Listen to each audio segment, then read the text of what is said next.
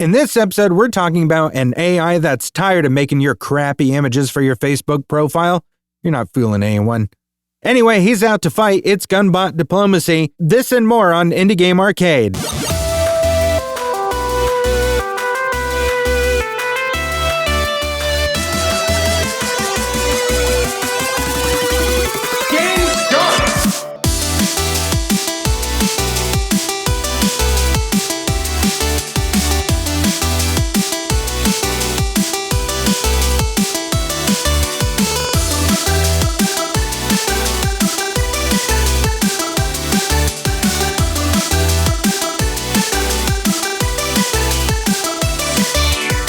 Welcome to Indie Game Arcade, a podcast that deep dives into the latest and greatest indie games. My name is Chris. I'm Joseph. And I cut a part out that you guys aren't hearing, but I don't know, it's just funny to me, so I brought it up anyway, where like I stumbled. So why didn't you just leave it in? I stumbled so hard in there, I was just like, nah, this is Indie Game Arcade. I'm under the weather today, folks, so I'm trying. I'm hanging in there, but you know what? Maybe you're not getting me on the A game, you're getting me on the B game today. New game! Let's talk about this game, though. So Gunbot Diplomacy, I'm going to say it, I swear to God, was released on May 13th, 2025, developed by Sleepy Century, published by Grab the Games and Gamersky Games. Cheap price at $4.99. It sounded like I was doing an impression of a little chicken there saying cheap. Which just reminded me, and this is going on a quick little tangent, and nobody, like, someone will appreciate this. The area where I grew up, there used to be like this local commercial for this like store called like Cheap Liquor or something, Dirt Cheap Liquor. And like they always had a guy in a little chicken costume who would say cheap, fun. It's like one of those like local commercials that's so bad, it's hilarious. I feel like you're speaking to like 0.1% of the audience. I know. And that's just you listening back to the episode. The thing is, if you look it up on YouTube, you'll be able to find it. And it's very funny. Like if you enjoy those like extremely awkward local TV commercial kind of things like I do, that's a good one. Look for Dirt Cheap. Anyway. Yeah. And if you don't know like what those local commercials are because you're too young or never had like, I don't know, never watched like TV, you just went straight to streaming. You grew up on streaming. Think about like Tim and Eric skits or even a lot of those like Rick and Morty like commercials. Oh my God. Those are a pretty good indication of what those are actually like. Yeah, but these were people trying to be very serious about about getting people to go to their store. Another one from my area was Becky's Carpet. That's a real fun rabbit hole to go down.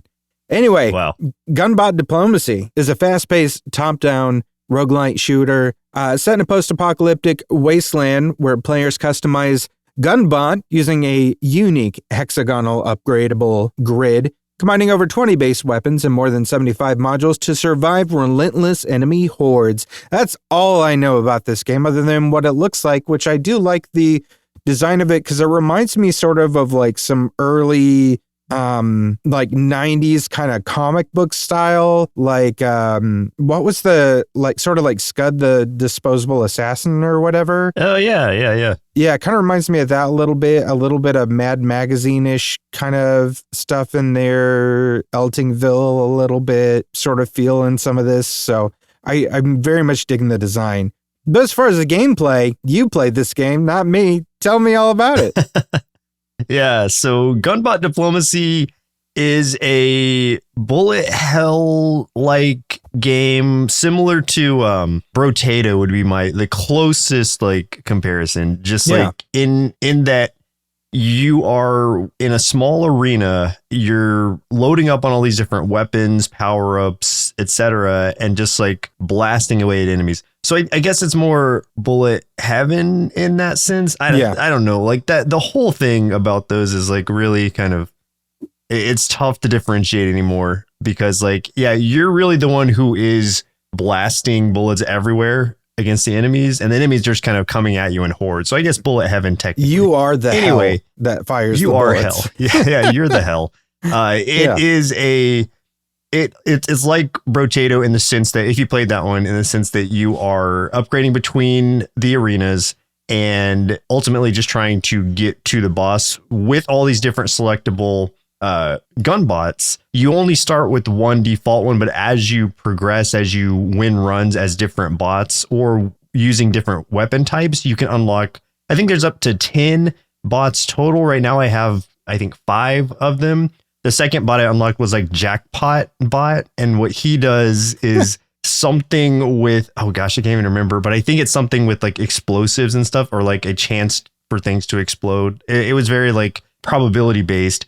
Then the next one I unlocked was like Dot Bot. And as it sounds, like he is all about putting dots or damage over time things on the enemy, like burns and poisons, things like that. Yeah. And so what he did, like he has like a lot of negatives to impact weapons and otherwise, but he has like plus 30% to his what are they called, like periodic weapons, where it is just like periodic damage over time. And so that's what you want to like feed into when you are using a bot like that. And it goes on and on like that from what I've seen, because beating it with him unlocked Explosion Bot. And you can imagine like what kind of like damage he does, since there are bombs and rockets and things in this game. So that's the sort of way it really feeds into you being able to customize your run in different ways, obviously with some RNG involved, because you don't know exactly what you're going to be able to get after each run. You do get an amount of rerolls after the, you know, with the choices that you have. So you can try to kind of find some better things that fit your what you're trying to do with your build, but that's not always going to be something you can either afford to do or something that'll even benefit you. So you're victim to that, as with any sort of roguelike game. But from what I've played so far, which is almost 4 hours of this, it's never seemed like, oh, I am just like completely screwed because I can't get this thing. There are times where it's more challenging, but it was usually always like kind of doable. And that's not to say I won every run, because I definitely haven't. But it's always been pretty close. So that in that way, it feels like challenging, but fair, but also like a blast of just like, I guess, rolling around on, because you have wheels as Gunbot. You're kind of rolling around, driving around the arenas, dodging and hoping for the best as these enemies just like horde in on you. And yeah, it's really satisfying when you're able to just like blow a ton of them away with like whatever you have equipped. Like when I had some rockets on one of the bots I was using, you can also upgrade there's like ammo upgrades you can get too. The way that the upgrades work, this is a little bit different than something like Brotato, in that those are just kind of like default all around upgrades to everything when you get those on Brotato. But on this one, there is a hexagonal grid that is kind of randomized layout every run. And so your main weapon that you choose will be in the center of that. Mm-hmm. And you just kind of have to build around it. But if it's whatever upgrade you put on there, if it's not touching your main weapon, then your main weapon is not going to benefit from it. Or if it's not touching any of the weapons you put on, you can equip, I don't know how many weapons, maybe like as many as you're able to afford or whatever. Yeah. But as you lay those out, you kind of want to say like, okay, let's say I have a flamethrower in one and a rocket launcher in a different one. If I put like a damage increase in between those two, then it will benefit both of those weapons. So you have to think strategically about where you're trying to place these things on this grid to see how you can maximize the benefit of any of the upgrades that you're getting. Some of those upgrades are just like base upgrades, like damage increase. Some are like different ammo types for the weapons that you're using, like incendiary ammo. So it's like, okay, now my my rocket launcher will also do flame damage when it hits them, or has a chance to do burn damage on them. And so there's a lot of different like customizations to this. It says there's essentially infinite replayability with games like this. And, you know, there will be some samey type runs, but you have a lot of control over what you're doing. And the grid makes it a lot more interesting than just a base upgrade, because that really makes you think about like how you can optimize it for the rest of your run. Yeah, I'm looking at an image of that hexagonal grid with some of the upgrades and stuff. And it's a really interesting idea in that, like, let's say in this instance, what I'm looking at has about, let's say 11 of those hexagons in it. So depending on where you are putting the different upgrades and everything, so some of those upgrades, the majority of them would only be touching like 2 other ones. So they would be, I'm guessing there's like some sort of synergy as long as they're like touching, something else.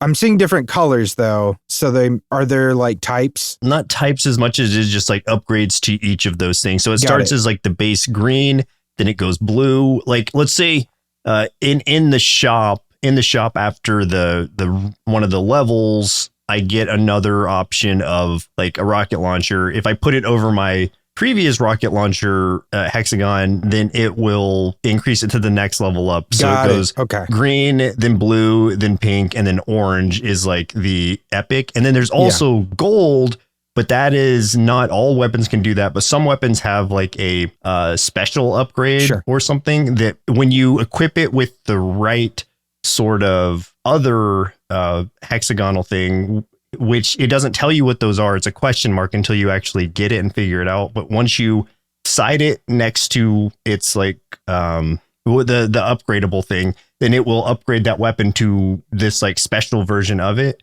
So one I had was like there was this thing where when I dodged, it would leave a trail of like acid behind or something for a little bit. And what it did when I paired it with this other upgrade is it made it where not only when I left or where I dodged from, it would leave it, but also where I arrived at with my dodge. So then it was just leaving kind of 2 in instead of 1. And there are just different types. You can even see like a shotgun is upgraded to a jackpot shotgun, but it doesn't tell you what the upgrade is to get to that. So you'll have to kind of experiment and play around with things to see what you can turn your weapon into. And it'll tell you if the weapon is upgradable at the bottom of the weapon info. Right. So you won't be just kind of like desperately grasping at straws if there's no upgrade available. And it looks like they also have like boosters or something that you can put in there too. Is that like boost anything that it touches? Yeah, like the booster that you're seeing probably in that image is one that anything that is touching it will be upgraded once. Nice. Where there are also like arrow type upgrades that like, let's say I have a line, let's say a horizontal line to keep it simple of all these different things. If I put the arrow pointing left to the very left of each of those, then everything on that horizontal line will get upgraded once. Oh, cool. So there's a lot of different kind of like cool layouts and ways you can synergize these things together to really like optimize it. Yeah, it seems like it. So since there is so much, are there like any specific types of builds that you've been able to like kind of create so far in like the runs that you've done? So I'm really trying to feed into what the bots are sort of made for, mainly so I can upgrade, or mainly so I can like unlock the other bots, basically. So the bot that I was using, that I unlocked by using a lot of explosive damage, that was Dotbot. And so the run I just finished was upgrading all the periodic damage on Dotbot. And that was such a cool, like once that build got really set in place, like I was able to melt through most things. The last boss still almost got me because he's pretty hard, but I finished him off with all that periodic damage going on. And that then unlocked a couple more bots. So I'm like, okay, cool. So this is kind of feeding into itself. And it'll tell you on the little question marks that are in place of the characters or the bots what it takes to unlock them. So you're not going to be just like randomly trying to do things. You don't have to look anything up. It's all right there. It'll tell you, but it'll be like have, I don't know, 75% of your output or your damage totals be from explosion damage or something like that. And so that's how I unlocked that one. And they all have sort of different criteria, but it's right now I'm kind of customizing my runs to unlock that stuff. But after that, like you can really experiment as much as you want or try to just play around with the different builds. What are the bosses like? So the bosses, there are 3 bosses. And again, this is like at least 3 bosses in the base thing. I don't know if there's more after that. Again, this is a $5 game. So I'm assuming it's just going to be those 3 bosses until they release some DLC or something, or if they do. But the bosses are pretty basic, just like larger enemies that are I mean, they're unique enemies in the way that they look, but they are just larger. they're doing kind of AoE stuff all around. Like one of the first bosses, or the first boss, he'll like stomp on the ground and it'll send this shockwave out that you have to kind of dodge through.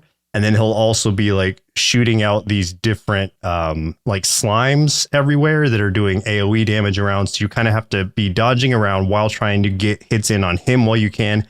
But then there's also like base enemies spawning all around that are trying to attack you. So that's where like the horde of enemies really comes into play. And you're just having to fight this larger boss while dodging around everything else going on. Yeah. Again, similar to Brotato, if anyone's played that, where the bosses are just like really big enemies that do a lot of damage, but they're slow and they're easy enough to kill. It's just everything going on around them that is distracting you from them. Which do you think has more replayability, this one or Brotato? I mean, probably Brotato. Well, okay, if you're just talking about purely what has more to do or unlock than Brotato. Okay. But Brotato's $3. All right. And has an expansion. It's also $3. Wow. So, yeah. So more bang for your buck might be Brotato, but this one is still super cheap and you're getting a lot of quality from it. And the grid system makes it a more sort of advanced version of Brotato's like gameplay style, but I don't think you can go wrong with either, honestly. And this one like looks better than Brotato. I'll say that much, even with its cartoonish style. Like Brotato looks more like a Flash game. Exactly. Yeah, I'm not a huge fan of that look. Like the gameplay is really cool, but I'm not a big fan of the artwork for Brotato. I think because of that, because it just looks like a Flash game. Not to knock like the Flash games of old, because a lot of them set up like, modern day indie games and stuff. But yeah, it's just not my thing. I was looking into the developers a little bit, and they also made the game Stirring Abyss, which is a game that I think I have, but I haven't played it. One of us has it. It's in the library, but I think you have it because I don't own that one. It's a tactics-based RPG. It's like a underwater Lovecraftian sort of thing that I'll have to play one of these days and see how that goes. That one's quite a bit more expensive. That looks pretty cool, 25, actually. But yeah, it looks neat. I feel like I've had it for years and just have not gotten around to playing it. There are so many games I've had for years, forgot that I had, and then I'll see it, be like, oh, it looks like a really cool game. Oh, wait, I already have it, and I have for a long time. Right? Maybe I'll try it one day. It happens a lot. Like I'll be browsing through the Steam library or something, or just like, the store, looking up stuff, or like something will get mentioned. It's like, oh, you might like this one. And then I'm like, oh yeah, I would. And then I see it's already in the library. I'm like, oh, got it. All right. Well, it's like, oh, okay. Yeah, that's fair. I did, apparently. That's fair. Is there like some sort of like, aside from like the main game style, is there like other play styles or something for this game? I've only been playing the base game, and I've been playing it on like the standard difficulty. There are at least 4 difficulties, with the one I'm playing on being the first one, because you have to unlock the other ones as you go through. So there's replayability there, but I don't know if it's just going to be harder enemies with more health, or, that do more damage or something, or what the incentive to do that would be aside from achievement hunting. Right. Secret levels, maybe there are. I haven't seen anything like secret per se, but maybe I just haven't run into it.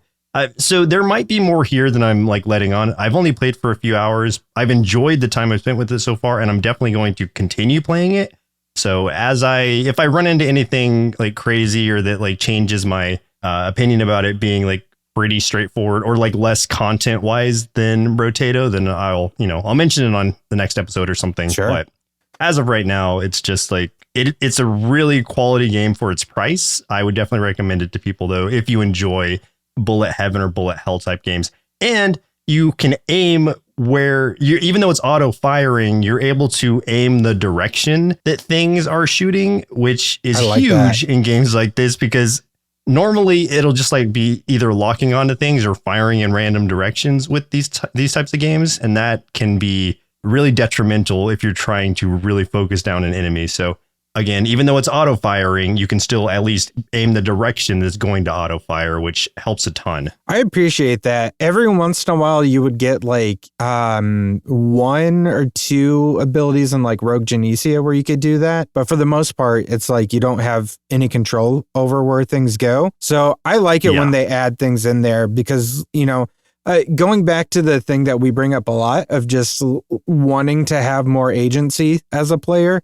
And like these games, a lot of the time, the only agency you have is making the selections for like the kind of upgrades or weapons. And then you're just trying not to get killed. And that's pretty much it for a lot of these types of games. So when games like this add in more for you to do, that is greatly appreciated. I think of like Karate Survivors 2, where they put in like way more stuff for you to be able to do to keep you like more engaged in everything. So yeah, I like that. And Rogue Genesia, I'm glad you brought that up because I had forgotten about that one. But content wise, Rogue Genesia has a ton more, and it's twice the price or 3 times the price. But it's like that one is worth the price because of all the content it has. Yeah. And this one, I think, as a smaller package, is totally worth the $5 that it's asking. Yeah, it sounds like it. Plus, I love the look of it. I think that like the art style is great. Yeah, and the music's kind of just a fun, like, I don't know. It feels right for the what's going on. It's not like super hardcore or anything. It's just kind of a fun, bouncy beat. Nice. But it makes sense, like, with what's going on. I like things that make sense. Because, like, I mean, a lot of it's just, like, super cartoonish where it's, like, some of the slimes that are in it have like, I don't know, Elvis haircuts or something. Why not? I don't know why, hey, but man, you know, it is what it is. Yeah. Don't knock their style. You know, maybe they might have worked hard for years to grow that hair. I don't know. I can't do it. I can't grow hair like that. You could do it. But no, it's a good game. So worth giving it a shot. I wouldn't even say like, wait for a sale, like $5. If you have that to drop, then totally worth it. Do it. Don't skimp. Power up! Hey, if you're enjoying this episode so far, do us a favor, throw us a like, a follow, share the episode or the podcast with folks who love indie games so we can get more of these game recommendations out there to support indie game developers. We also have a YouTube channel at youtube.com/nerdsloth where you can catch us playing more indie games or check out our top 5 and top 10 series for more indie game recommendations because we believe there's an indie game out there for everyone. Combo! Let's talk about other indie games we've been playing this week. I've been playing a lot more Pup Champs. Thank you very much to Luke from Afterburn, who sent me a key for the game to play all I want. He really enjoyed our discussion on Pup Champs several weeks ago when I was talking about that. That is the anthropomorphic dog soccer team puzzle game that I brought up.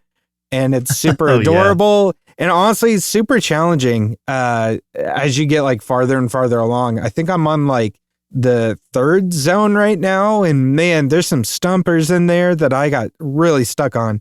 But man, it's so much fun. I'm having a great time with it. It is a permanent install on the Steam Deck now. So very much appreciated, Luke. Thank you. Also been playing a lot of, well, I say a lot. It hasn't been a lot. I've done maybe 2 more runs on Monster Train 2 and also Star Invaders. I'm sure you've been playing a lot of Monster Train 2. Ooh, yeah. Monster Train 2 is how I've spent most of the free time I've had this week because it is just so addicting. I am now on challenge level 9 out of 10. All right. And that in and of itself is like really, it's getting tougher and tougher to get through runs, obviously, because those are all just like debuffs that are stacking against you each run. So there's 9, is making it 9, I don't know, debuffs harder on me. And then 10 is like the final one. I am close to fighting the Titans. Like I've unlocked the Titans now in the level. So now like when I reach the end, I'll be able to fight them and I guess, quote unquote, beat the game as it was intended to be. But also that is not going to stop me from continuing runs and doing other things because I found out about halfway through that there were a lot more clans, like clans to select. Yeah, like double the amount of clans that I originally thought. I won't spoil what any of that means, but there are twice as many clans to toy around with and pair up with your clan. So that is more incentive to keep playing, as if I wasn't going to already. And I haven't even like touched those yet. Like I'm still like leveling up the like primary clans that you get and having a lot of fun with those. So if you liked the first Monster Train, you're going to love this one. And if you love the first Monster Train, then like this one's going to be even better. So everything about it is just a huge improvement, and I am having a great time. And I will probably go back into playing this right after, or playing that right after this episode. I remember last time I think I was talking about how I was struggling with the Luna Coven, but like I liked them, but I had been struggling with them. Now I think they're probably my favorite. I don't know. They're so cool. Plus, you can overpower with those so much with the constant changing of the moon cycles and stuff like that. Oh my God. Yeah, completely. They're so powerful. I think my favorite is probably the what are the mushroom ones called? Oh yeah, the Under. The Under Legion. Under Legion, yeah. Yeah. Oh, those guys are cool. I love just like spawning so many of those like base mushrooms, and then having buffs on there that's like, when something spawns, do this thing, and then it's like, okay, and then I have 2 of these dudes who are spawning 4 mushrooms each at the end of each round. So it's like, here's 8 of these like stacking buffs that are happening after each round. Yeah. And then, it's just, you become so powerful. But what's crazy is like, you can still feel that powerful and then be completely crushed on by like some boss that has something you weren't even thinking about. Oh yeah. Or like something just like beelines up to the heart of your train and just destroys it before you have time to react or power up completely. So this is one of those, it's like you kind of have to become overpowered, even though it seems like you're breaking the game. Like you're not, they're going to break you before you break the game. I feel like no matter what coven you choose or clan, and no matter what build you do, at least one round on your run is going to be something that could completely annihilate you. And it's usually... it's going to be a huge pain in the ass. Yeah, I think it's usually either the second to last round, or it's the final boss at the end of the run. Just has which can something. Be 3 different types, and you don't know which one you're going to get, so you can't really prepare for it. Exactly. But it's always something. You'll always get at least something one that tears apart your entire plan. One of the worst ones, especially for the lunar group, is like anytime you cast a spell, it puts sap on you. Yes. Those bird dudes are the worst. Those freaking birds. Yeah. It's like those eagle looking dudes. Oh, I hate them so much. Like I've been sapped so much that like everybody's doing 0 damage on my team and just getting like crushed. It's every time you run into them and you're doing that one, like basically you're completely useless. Especially if you're reliant on spells, because then it's like, well, my whole build is reliant on this, which a lot of the Lunar Legion is. Yes. So it's like, well, crap. Then you can't do anything. So, yeah. Aside from that, I played a couple others I wanted to talk to you about that I think you'd be interested in. One is called Desktop Survivors 98. Have you heard about this one? No. Okay, this is interesting. I can kind of imagine. Okay, so this was developed by a solo dev, Brandon Heslau. I don't know if I'm saying that right. I hope I am. This released on May 20th, 2025. This is a roguelite bullet hell, more of like a bullet heaven kind of thing. Yeah, get it right or pay the price. I know. So this runs directly over your desktop. Like you can change it to have like its own background and everything. But if you want to, like it can be your desktop as the background, like with your icons and everything. So what it is it is a Windows 98 themed like roguelite bullet heaven with your cursor as the character. Essentially, it's like you're controlling your cursor, navigating these randomly generated rooms. So there's like doors and stuff. You have to like clear all the enemies from that room that will keep spawning for so long. And then if you survive, you can click on a door, go into the next room, and you're kind of exploring that way. So there's all these like waves of enemies and everything. and you're getting like all these upgrades, which some of which are like weapons and stuff. And all those weapons are themed with like Windows 98 features like solitaire cards or minesweeper mines and like recycle bin and just ridiculous things like that. I'm seeing this. I saw one that was like recycle bin level up or something. And it's the same iconography and everything. Yes. Oh, this looks Is. crazy. It's really, really cool. And here's the thing too. It goes so fast. Like all of the, because it knows that you controlling it as your mouse cursor, like obviously, you can set your mouse cursor, reaction speed really high. Like, I don't know about yours, but being a gamer, our mouse sensitivities are usually pretty high unless, you're doing like FPS or something like that. And then sometimes it's a little bit lower.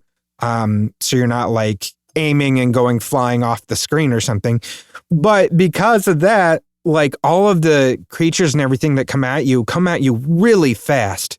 So you were having to really dodge so quick. And like as you progress and stuff, there's like more and more enemies that come so fast. I think the ones that threw me off the most are these like little mice or rats or something that were just beelining for me. Anyway, like it is just phenomenal. It was so much fun. And my favorite part of it is the mascot. It's just like Clippy, except it's a little sword named Swordy who will. I love that. He will. Yeah, Swordy will lead you through the tutorial and he stays in the bottom right corner. You can click on Swordy at any time for tips and information and stuff. It is just delightful, man. It is so much fun. Wow. I don't know how I had not heard of this. It looks so entertaining though. Yeah, it's really cool. All right, I'm at least adding it to my wish list. It's only $5 also. Yeah. Maybe worth it, but I'm seeing all these like things happening and the recycling bin shooting out solitaire cards. It's crazy. Yeah, it's pretty fun. I think this is one that's going to be like, if you actually had experience or were alive during Windows 98, then you were going to really get a kick out of this one. Oh my God. Yeah. As soon as I saw that it shot out like the solitaire cards, I was just, that got the biggest laugh out of me just because I remember playing solitaire on our like old computers so much. And I feel like, I can't remember if this was our PC or our Apple, because our very first computer was an Apple and we had one called like Klondike Solitaire. And every time you lost, you heard this little guy go, oh, and it was like a little polar bear guy. Anyway, It's fun, man. It's just such a cool idea. Very original way to create the game and everything. And I don't know. It's very customizable too. Like you can choose a lot of different backgrounds. I think there is an unlockable like Windows XP version that you can do, which is kind of cool as well. So yeah, it's cool, man. I like it. It's a great idea. Yeah, it's at least going on my wish list, and I will probably end up buying it because I cave all the time. You do. That you do. Next one I want to talk about real quick is Voidsayer. This releases tomorrow as of recording this, June 2nd, 2025. Developed by, this name I'm going to get completely wrong. I'm going to apologize for this right now. Pavel Acetasau? Man, I don't know. Sure. I don't know how to do it any better than that, but you know who you are. In Voidsayer, so you assume the soul of a seeker in a world consumed by the abyss, which is like this corrupting force that's kind of reshaping reality and corrupting everything. It is a creature collector with turn-based combat, and it has procedurally generated encounters and events that you have to you have this like starting town where you get missions where you got to go out and gather supplies, and like a map crawl that feels sort of a mix between Darkest Dungeon and Slay the Spire from that perspective. But the monster battles are very much like Pokemon, with creatures having different elements or different types and having advantages and disadvantages. The thing that's like odd to me is that not all of those are interconnected, where you have like the elemental ones that all go in kind of a circle, right? Like water beats fire, fire beats flora, flora beats water, water beats, so it goes in kind of a circle just like that. But then you have this like separate like triangle of types, which is ghost, medium, and djinn. And like those three impact each other, but are completely separate from the elemental ones. So like that was weird to me. I don't know why they're so completely cut off. But anyway, they do have evolutions. And you're also like, so as you're collecting things, other creatures, you're battling, you're going out, doing missions, getting resources, helping rebuild the town that is kind of like your home base. So there are a lot of mechanics in this game and a lot of interesting things going on. But I think the issue I had with this game, at least in the demo, is that I think it blends so many of these mechanics from other games while it didn't feel like it improved on any of the mechanics or systems it's borrowing from. So like it feels like super ambitious, but it didn't leave me with like a really big, like I didn't feel like really impacted by it, or it didn't at least like leave the kind of impact I was hoping for going in. Looks cool though. Like it definitely looks like a sort of like a Darkest Dungeon inspired Pokemon sort of game or experience, but it has a lot of other stuff to it too. So like, I think it's definitely like worth a shot. At least check out the demo and stuff if that's still up too, but it just didn't connect for me. Do you know specifically why? Like, was it anything to do with the gameplay, or did the gameplay loop just not feel really satisfying for you? I think it's a build of things. I think the loop wasn't connecting with me that much.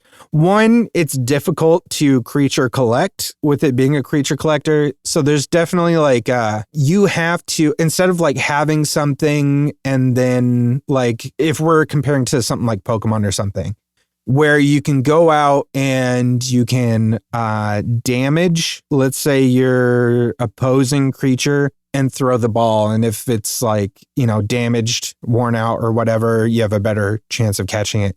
With this thing, that doesn't really matter. Like damaging it does not matter. It's not going to help your chances.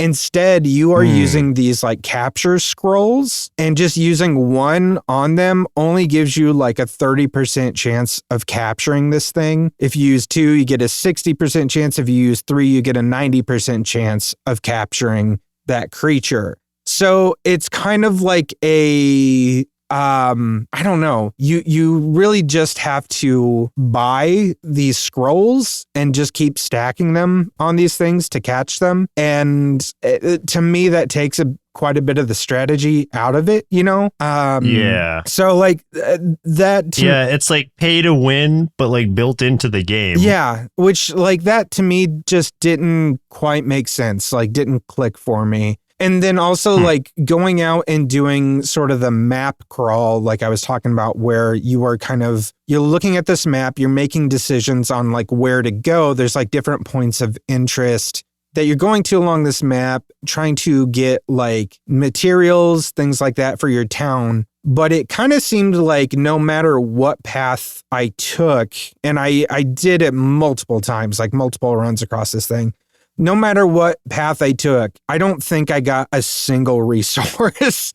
like I got nothing that like pushed me or pushed what I could do forward. And I don't know if that was because of the demo or if it's like the game is that punishing that like you really, really have to grind to be able to, rebuild that town or something like that.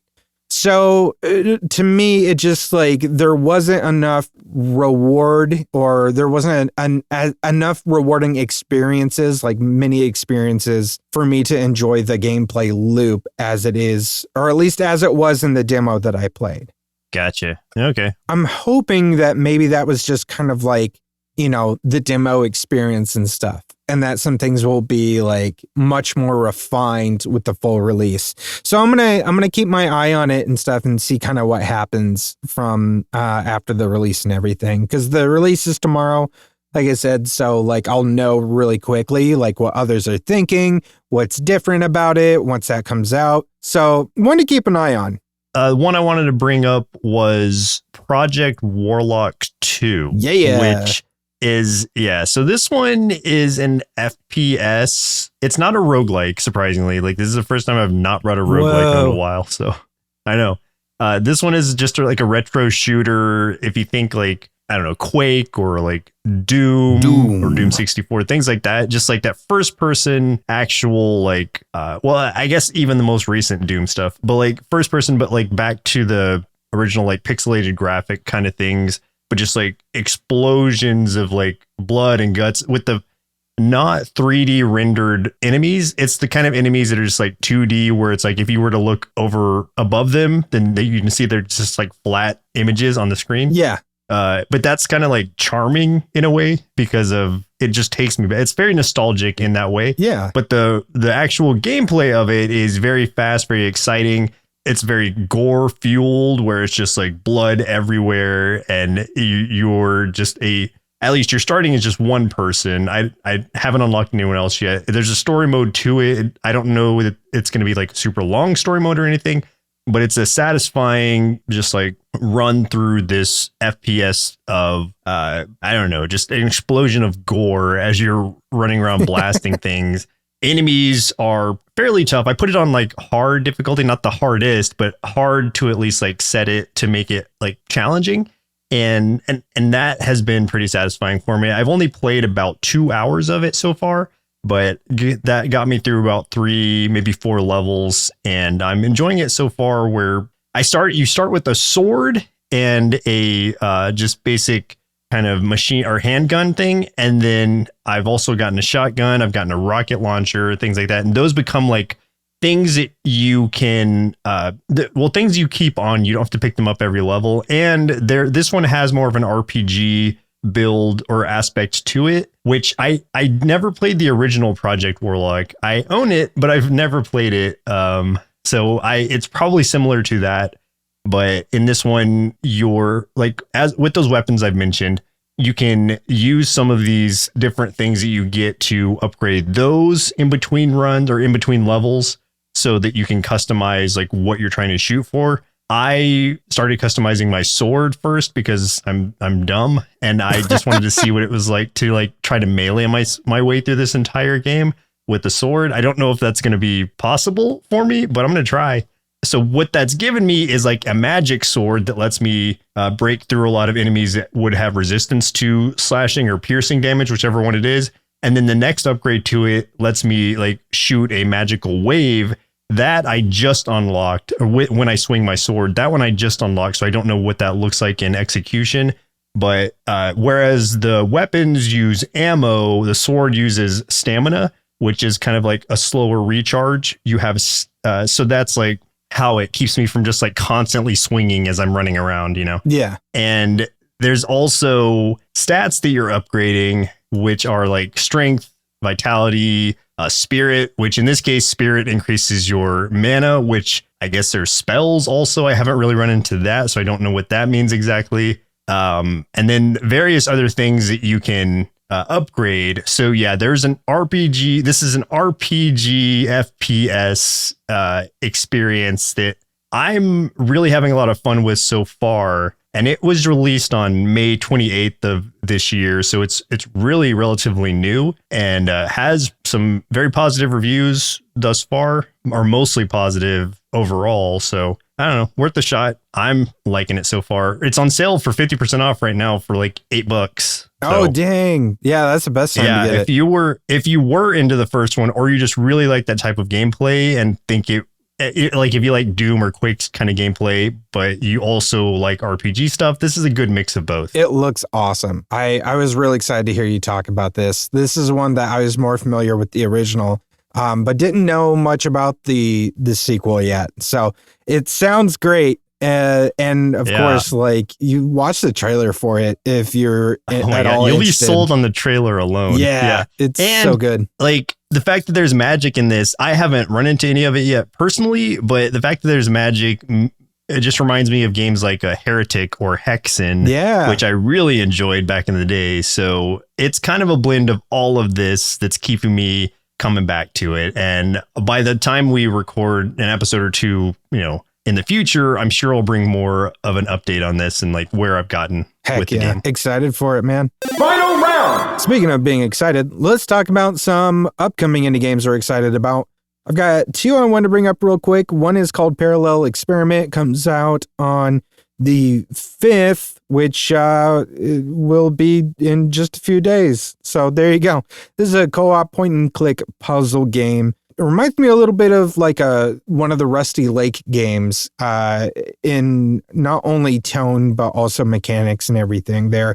So because I'm very obsessed with all the things that Rusty Lake does, seeing another game that's like similar, I'm very excited for. The other one I want to bring up is called Forgotlings, which comes out June 12th. This is a insane looking action adventure RPG with characters that make no sense to look at, but I'm here for it. Like the main character is like this mannequin thing with a face for a chest. But I don't know. It's weird, but I like how it looks. It's also like really cinematic. There's a lot of, obviously it looks like there's going to be a lot of cutscenes and stuff like that, but it looks great. The art style reminds me a lot of Forgotten Anne, which was a game that came out several years ago. But I love the art style for that one. Like this looks like it could be, I don't know, like an actual animation, like a cartoon or something. But yeah, I don't know. It just looks cool. It looks kind of epic, honestly. So I'm ready for it. What about yourself? You got any? So there's this game called QuestBoard that is coming out on June 3rd or has come out by the time you're hearing this. It's like simulating a text-based RPG where choices and dice rolls like decide what happens, but the visuals are like a kind of like a Game Boy game in that it's got that green sort of coloration to it, at least as the default. Maybe you can change that, I don't know, but it's just a choice kind of thing where you are in the game world. I think you are playing a game of like, D&D or just any kind of tabletop game, but you're going through making all these choices and those are affecting what happens in the game. I don't know like how deep it is, how customizable it is, but it caught my attention just because of the visuals and because the trailer of it is people sitting at a table playing like a tabletop game. So I was automatically drawn to it. It's on my wish list. So if it comes out and I do end up liking it, you'll hear about it again. If I don't, then you probably won't, because I'm not going to like knock it, but also like, I don't know. I'm intrigued by the idea of it. And it looks like it is a D20 system as well.